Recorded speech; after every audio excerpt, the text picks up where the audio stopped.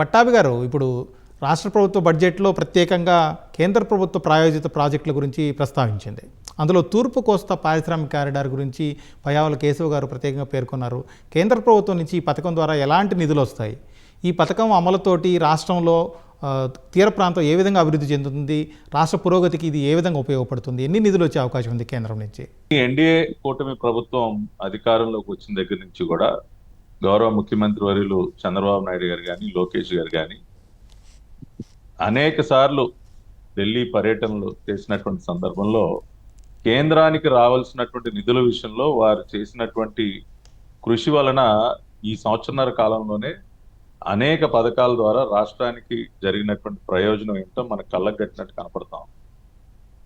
మొన్న ఈ మధ్య జరిగినటువంటి కలెక్టర్స్ కాన్ఫరెన్స్ లో కూడా చంద్రబాబు నాయుడు గారు ఎక్కువగా వారు ప్రస్తావించినటువంటి అంశం ఏంటంటే, గవర్నమెంట్ ఆఫ్ ఇండియా నుంచి వచ్చేటటువంటి నిధులు ఏవైతే ఉన్నాయో వాటి విషయంగా ఏ డిపార్ట్మెంట్ కూడా అలసత్వం ప్రదర్శించడానికి వీల్లేదు, పూర్తి స్థాయిలో ఆ నిధులని వినియోగించాలి అని చెప్పి వారు గట్టిగా చెప్పడం.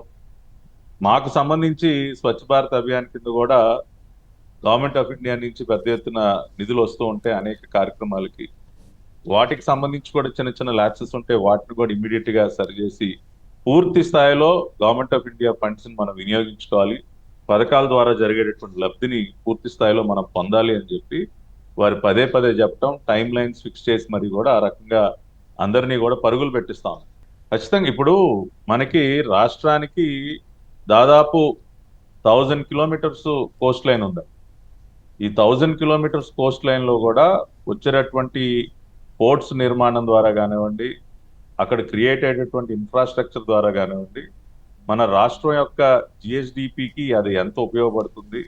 ఇప్పుడు సాగర్మాల ప్రాజెక్ట్ తీసుకున్నా, రకరకాల ప్రాజెక్ట్స్ ఏవైతే ఉన్నాయో, వైజాగ్ చెన్నై ఇండస్ట్రియల్ కారిడార్ తీసుకున్నా, ఇవన్నీ కూడా ఆ కోస్టల్ ప్లేన్ కి అనుసంధానం చేస్తూ ఉన్నటువంటి పోర్ట్స్ అన్నిటిని కూడా అనుసంధానం చేస్తూ వచ్చేటటువంటి ప్రాజెక్ట్స్, దానికి కేంద్రం ఇచ్చేటటువంటి నిధులను ఉపయోగించుకుని అక్కడ ఉన్నటువంటి ఇన్ఫ్రాస్ట్రక్చర్ ని మనం అక్కడ క్రియేట్ చేసుకుని డెవలప్ చేసుకోవటం వల్ల అక్కడ మనం కావాల్సినటువంటి అభివృద్ధిని చూడటమే కాకుండా ఉపాధి అవకాశాలు పెంపొందించుకోవటం ఇవన్నీ కూడా జరుగుతూ ఉంటాయి.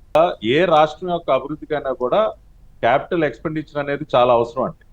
క్యాపిటల్ ఎక్స్పెండిచర్ మనం ప్రాపర్ గా చేయకపోతే ఎకానమీ అనేది డ్రైవ్ అవటం అనేది అసాధ్యం.